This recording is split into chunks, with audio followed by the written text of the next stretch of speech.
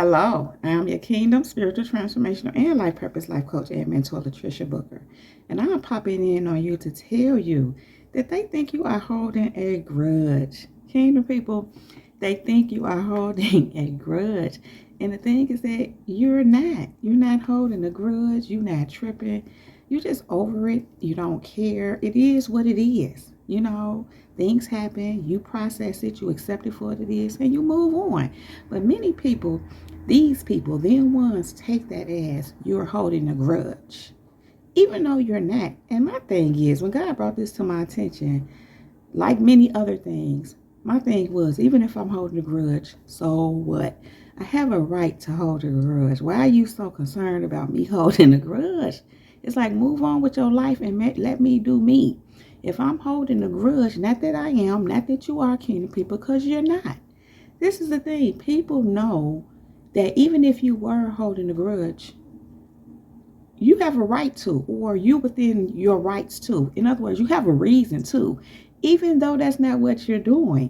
So to, want to harbor thoughts within yourself that they're holding a grudge, that you're holding a grudge, kingdom people, it's like, what's the point? But here's what God pointed out to me.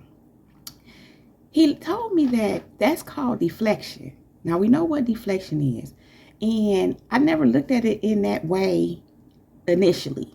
But God said to me, he pointed out to me, he brought it all back to my remembrance what deflection is. We know deflection to be not wanting to take accountability for your actions, for your behavior, and turning everything around on the other person. To deflect onto the other person, to take the attention off of yourself and put it on the other person.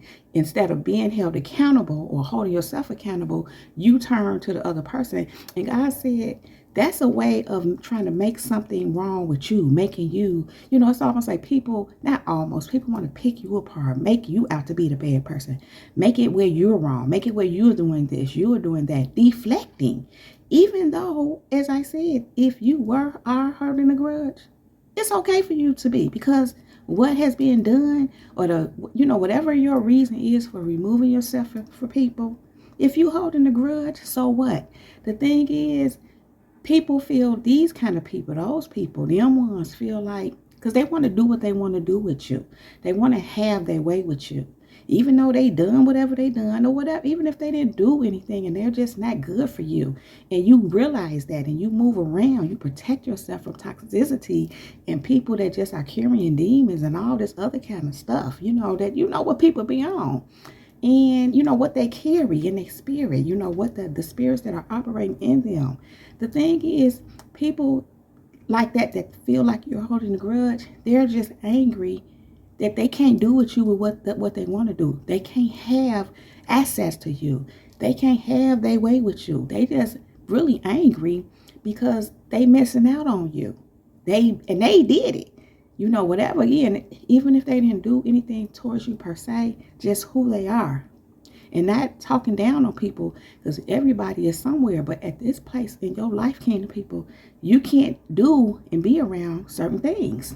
You are in your place of purpose. God is moving you into what he has for you to do and what he has for you. And because of that, you just can't be around and deal with anybody. And so some people even understand just that they just can't, they're not where you are. And it's not so much that they're supposed to be where you are, but they're not even doing what they need to do to be where they need to be. In other words, elevating spiritually.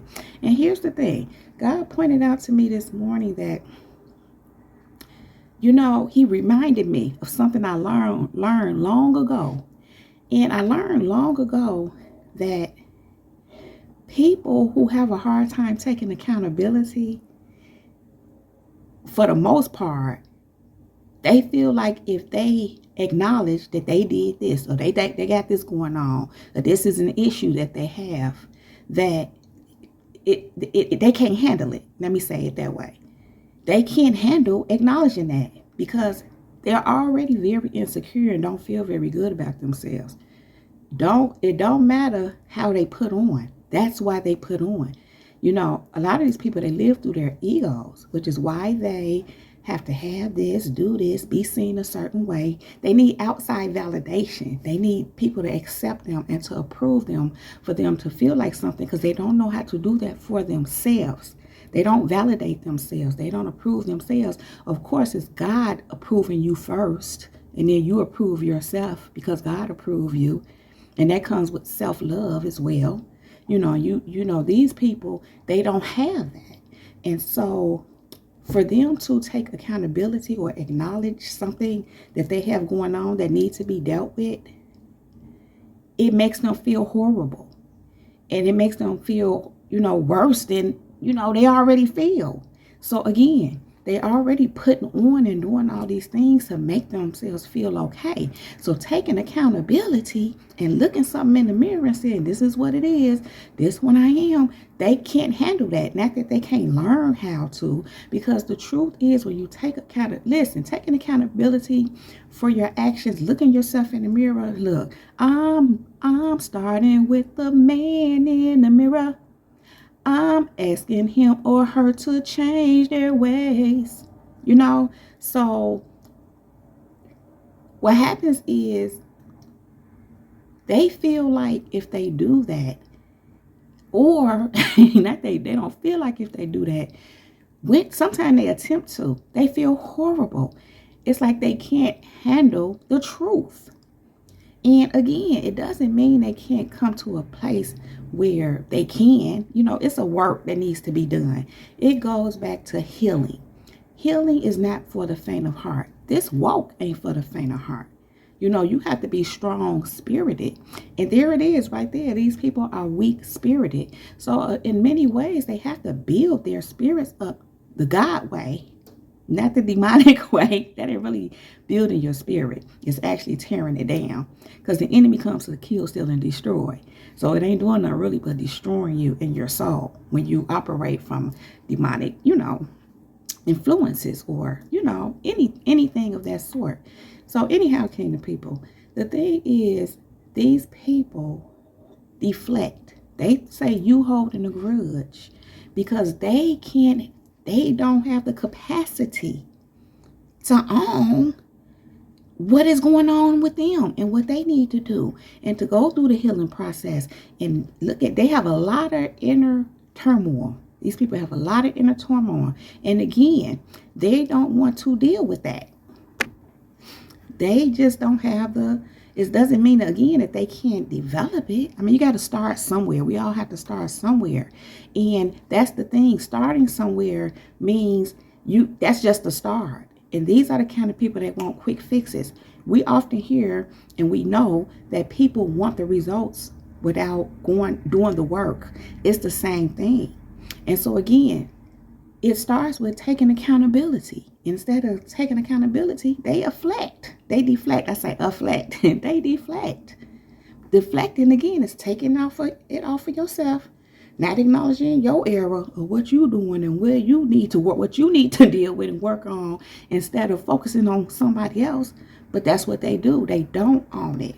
They deflect. And sometimes even when they attempt to own it or want to present it to you like they are, they're still deflecting involved, because they always have to point out to you why they did what they did and how you contributed to that, which still is a form of deflecting. So anyhow, kingdom people, just wanted to point that out, because like I said, God reminded me of that today, of how it's hard for them because they just don't have the capacity. They are weak-spirited. They can learn a thing or two from you, but they don't want to do that. They really don't. Even those people that are trying to get back in your energy, I'll say, in your life, it's not to really learn and grow. They just want to pull from what you have, from what you are. And even if it's even if they start off wanting to, with that desire to, here's the thing. I've said this before. Those demons are still there. These people haven't changed. So what will happen if you were to let them back around you? Not that you would, because I know you won't. But if you were to, we just speaking hypothetically, those demons will start to manifest all over again.